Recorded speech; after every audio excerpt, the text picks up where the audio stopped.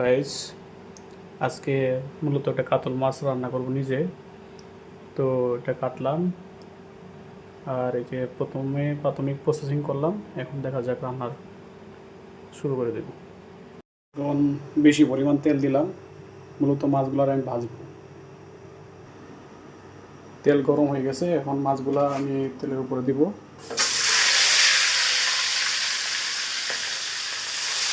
মূলত আজকে এটা কাতল মাছ, চিন্তা ভাবনা করলাম আমি নিজে রান্না করি। তো অনেক বড় বড় পিস দেখতে পাচ্ছেন। তো অল্প কিছু দিলাম, ভাজি হবে, পরে আবার রান্না করে ভাজবো। এটি কিছুক্ষণ ভাজবো, মোটামুটি ভাজি হয়ে গেলে পরে আবার নামাই দেব। আমি এখন অনেকগুলা আইটেম তৈরি করলাম। এর মধ্যে বিভিন্ন ধরনের মশলা দিলাম, এটাকে এখন জাল দেব, তারপর মাছ দেব।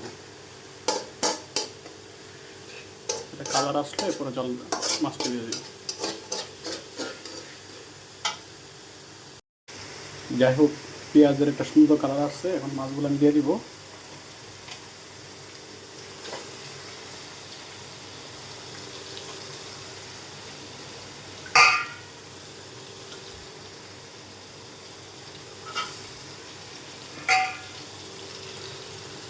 মাছগুলো দিয়ে একটু জাল দিব, কিছুক্ষণ পর আবার হয়ে যাবে।